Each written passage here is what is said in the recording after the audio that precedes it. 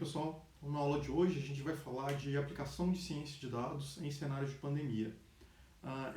O que é muito interessante nesse cenário, apesar de ser um cenário triste e catastrófico, é que fica bem evidente a importância da aplicação e da boa aplicação dos conceitos, das ferramentas de ciência de dados num cenário como esse.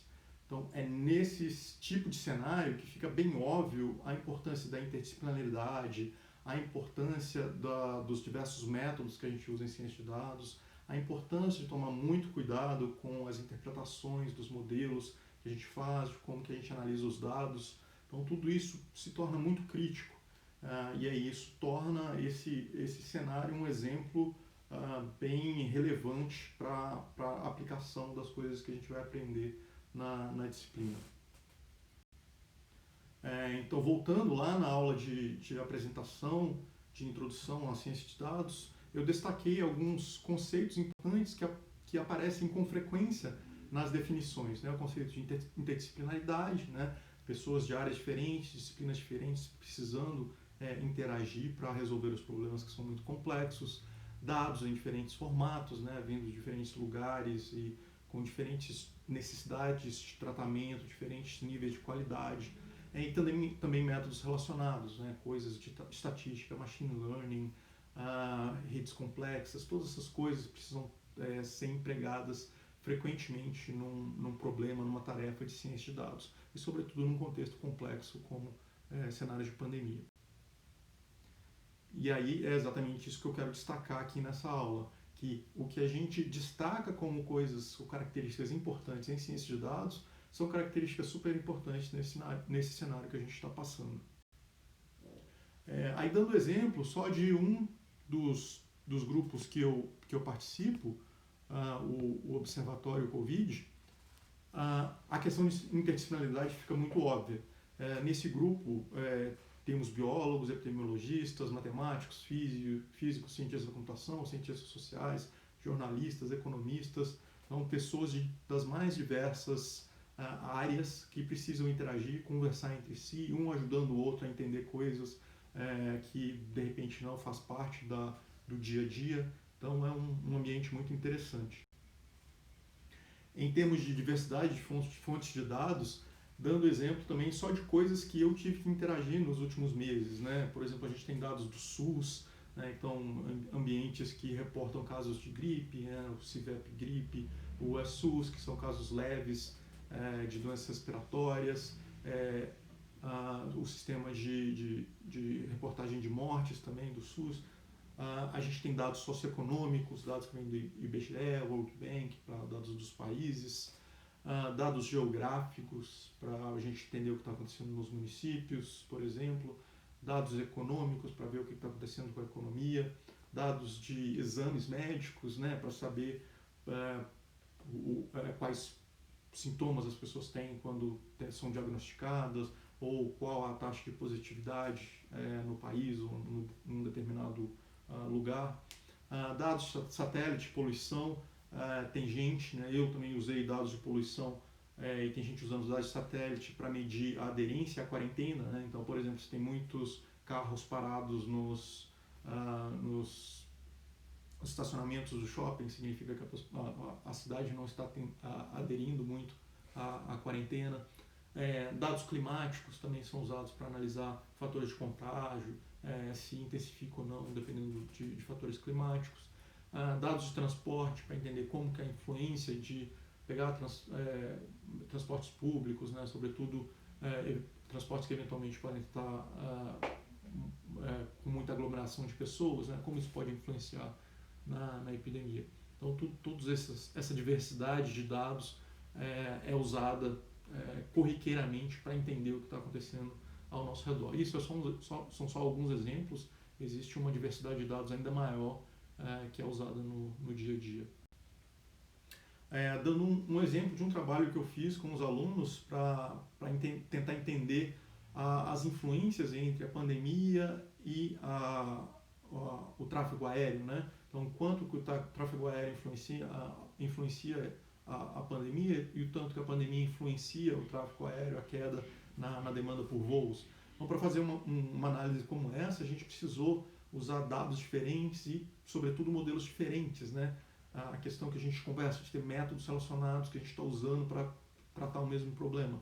Então, a gente usou coisas estatísticas, análise estatísticas, visualização de dados, análise exploratória, também relacionadas com coisas estatísticas. A gente fez otimização de modelos, que também relacionado com a parte de aprendizado de máquina. A gente fez análises relacionadas a redes complexas também. Então, para responder um determinado conjunto de perguntas numa mesma área, a gente precisou usar técnicas e ferramentas de áreas diferentes. Agora eu vou destacar alguns trabalhos de algumas iniciativas que tem no Brasil. Tem diversas iniciativas de grupos de pesquisa, grupos de apoio ou comunidades para tentar fazer alguma coisa relevante relacionada à Covid. Eu vou dar alguns exemplos de algumas que eu tenho mais intimidade, mais conhecimento, mas existem diversas outras também. Entre os aspectos analisados, que eu vou destacar aqui, de coisas que as pessoas estão fazendo, analisando dados relacionados com Covid, estão indicadores da evolução da epidemia, identificação de fatores de vulnerabilidade, classe, raça, profissão, os impactos econômicos, análise de políticas públicas e transparência e disponibilidade de dados. Também são só alguns exemplos, existem diversos outros trabalhos relacionados com a Covid. Coisas que eu me envolvi, sobretudo bem no começo da epidemia, eu e os alunos, a gente fez um site para ajudar no acompanhamento da evolução da epidemia, sobretudo para comparar lugares diferentes, para a gente ter um parâmetro de como que a epidemia pode evoluir, contrastando com lugares onde a epidemia pode estar mais à frente, né? A gente criou um site que faz diversas análises, faz comparações de séries temporais, tanto de questões epidemiológicas, né, como estão as questões dos casos e mortes, como também questões de respostas dos países, né, como que o pessoal está aderindo à quarentena, como estão as políticas públicas. Outro aspecto importante da evolução de epidemia é uma coisa que, por exemplo, outros grupos fazem isso também, mas o Observatório faz muito bem, é aplicar métodos matemáticos e estatísticos para ajudar a estimar, ter uma visão mais clara de como está a epidemia. Uma das coisas que eles fazem, que eles provêm, é uma técnica que chama nowcasting, que é uma técnica que faz a compensação do atraso na reportagem dos casos, né? Então, por exemplo, quando a gente vê na televisão, hoje o Brasil teve, sei lá, 1.200 casos de Covid. Na verdade, esses casos são reportados, são casos que muitas vezes aconteceram 2 semanas atrás, a pessoa não está mais doente, ou a pessoa teve algum outro desfecho no caso. Mas aí existem técnicas matemáticas que aplicam técnicas para ajustar os dados para que a gente tenha uma visão que seria mais realista, mais realmente com o que estaria acontecendo ao longo do tempo, descontando os problemas de atraso e problemas de preenchimento dos dados. Outra coisa que eles fazem, disponibilizam lá no site, é a estimativa do R, que é um parâmetro epidemiológico bem importante, que determina, que na verdade ele modela e representa quantas pessoas uma pessoa infectada pode infectar ou tem infectado em média durante a epidemia. E essa estimativa é importante para saber se a situação epidemiológica está piorando ou está melhorando, e o observatório provê esse tipo de análise. As análises socioeconômicas também são importantíssimas para a gente ver quais os lugares com maiores problemas, quais as pessoas mais vulneráveis, né? E aí também tem a rede de análise Covid, que faz diversos trabalhos relacionados com isso. O observatório também fez algumas análises e algumas parcerias nesse sentido também. Então, por exemplo, tem análise de a renda básica emergencial está atingindo a população que deveria atingir, e quais são, por exemplo, as áreas mais vulneráveis em termos de pessoas com pobreza e deficiência, que estariam mais vulneráveis a problemas relacionados com a pandemia. Então, essas análises são muito importantes também. Análises econômicas, né, para a gente entender como que a epidemia, né, a epidemia em si e as ações de resposta à epidemia podem influenciar na economia. Aí um trabalho que eu ajudei também, um projeto nosso daqui da universidade, com o observatório e com o pessoal da economia da Unicamp também. A gente fez algumas análises para ver como que as políticas e a epidemia em si poderia estar afetando a economia, e nesse trabalho deu para mostrar, por exemplo, que não tem uma correlação muito forte com as respostas que o país dá à epidemia, né? Quarentena, questões de isolamento, não tem um impacto direto na economia. Esse impacto é muito mais complexo e, na verdade, proteger a população é tão importante ou mais importante do que a economia. Ou você só consegue proteger a economia se você protege a população. Tem trabalhos também super importantes relacionados com políticas públicas, né? Aqui eu destaco o pessoal da Rede de Políticas Públicas e Sociedade, que faz trabalhos excelentes também. Então, por exemplo, um dos trabalhos que eu gosto bastante deles foi a análise de um problema que a gente tem, que é muito sério aqui no Brasil, que é a falta de padrão e problemas de divulgação de informações de testagem. Então, eles fizeram várias análises por estado e mostraram claramente o problema, os desafios que a gente tem nessa área. Outra questão de políticas públicas que é muito importante, está sendo muito discutida agora, é a questão de como e quando as escolas devem voltar às atividades, né? Então, a gente também está fazendo trabalhos relacionados com isso, né? No Ciência de Dados por uma Causa e o Observatório. A gente tem feito diversas análises, levantando dados para ver como que a gente consegue comparar os municípios no Brasil, ou a situação do Brasil atualmente, com a situação de outros países que alguns meses atrás começaram a retomar as atividades. Então, a gente está numa situação igual que eles estavam antes ou numa situação pior. Então, a gente tem comparações assim e dá para ver que a gente ainda não está naquele nível. Então, se a gente começar a reabrir as escolas agora, a gente pode ter problemas graves que a gente não viu ainda em outros países, porque a gente está ainda numa situação pior.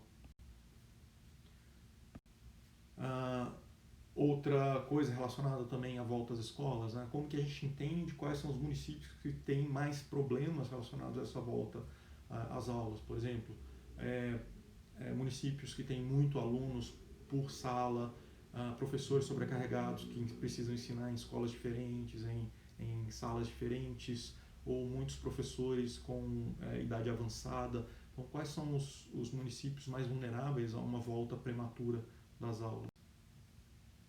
Outro trabalho super importante que é feito no Brasil, também o trabalho de transparência nos dados, né? Nem sempre o governo federal disponibiliza os dados da forma como deveria ou como poderia, e muitas vezes a gente na sociedade, né, organizações da sociedade tem que entrar nesse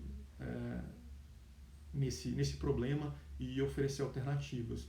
Então, por exemplo, hoje, talvez eu diria que a melhor fonte de dados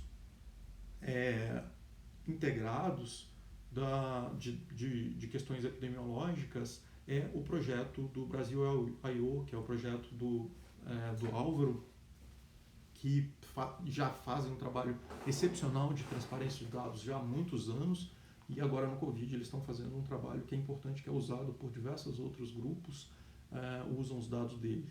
Então, o que eles fazem é um trabalho excepcional de obter dados, tratar dados que eles extraem de secretarias estaduais e processam esses dados e transformam em dados estruturados, às vezes tendo que processar coisas de arquivos PDF.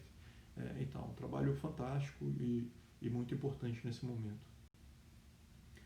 Outro trabalho interessante de transparência é uma iniciativa da FAPESP, que ela está juntando diversos laboratórios privados, né, e junto com hospitais também, para divulgar dados e informações, obviamente anonimizadas de pacientes e de pessoas que fizeram testes de Covid. Então, são dados bem importantes também, que já estão sendo usados para entender como que a epidemia está avançando no Brasil. Mas a gente também tem diversas dificuldades ao analisar esses dados, sobretudo no Brasil, né? Então, se vocês forem usar algum desses temas como, como inspiração para o trabalho da disciplina, vocês vão perceber que muitas vezes é difícil tirar conclusões, é difícil tratar os dados que a gente tem. Porque tem muitos dados que a gente nem tem. Então, por exemplo, dados de teste, no Brasil até hoje a gente não tem dados de testes unificados, o que é um problema muito sério para entender como que está a epidemia no país. A gente tem pouquíssima informação da localização dos casos, então é difícil saber identificar focos e saber como que as coisas estão evoluindo. A qualidade dos dados muitas vezes é bem complicada, então, por exemplo, sempre que tem pacientes com problemas respiratórios e suspeitas de Covid, é importante que o profissional de saúde preencha bem as informações do caso, até questões como raça, profissão da pessoa, são muito importantes para a gente entender quem é mais vulnerável, quem está sofrendo mais com a epidemia. E esses dados são muito pouco preenchidos. Por exemplo, dados de profissão, cerca de 2,5% dos casos esse campo é preenchido, o que é um problema grave. A gente tem problemas de formatação também, então eu já perdi várias horas formatando CSV que vem do governo com vírgula a mais, com problema de formatação de datas. Então são problemas sérios que poderiam ser resolvidos, tratados mais próximo da fonte, divulgados de uma forma mais unificada, mas isso não acontece. A gente tem também diferenças grandes, às vezes inconsistência entre dados que secretarias estaduais e secretarias municipais divulgam, então isso às vezes é fonte de problema também. E a gente tem até agora, mais no contexto de como que a gente comunica esses dados para a população, a gente tem esse problema de desinformação. Então você tem muitas, às vezes, instituições do próprio governo que focam em indicadores inadequados, então estão reportando para a população indicadores que não fazem sentido, não são úteis para entender a evolução da epidemia, e muitas vezes dão ênfase em tendências ou coisas que são muito questionáveis, na verdade estão dando a impressão errada para a população. Então a gente tem diversos desafios no nosso contexto brasileiro. Aí por fim eu deixo alguns links para alguns desses projetos que eu falei aqui, mas tem diversos outros projetos super importantes, super relevantes. Eu aconselho que vocês pesquisem um pouco.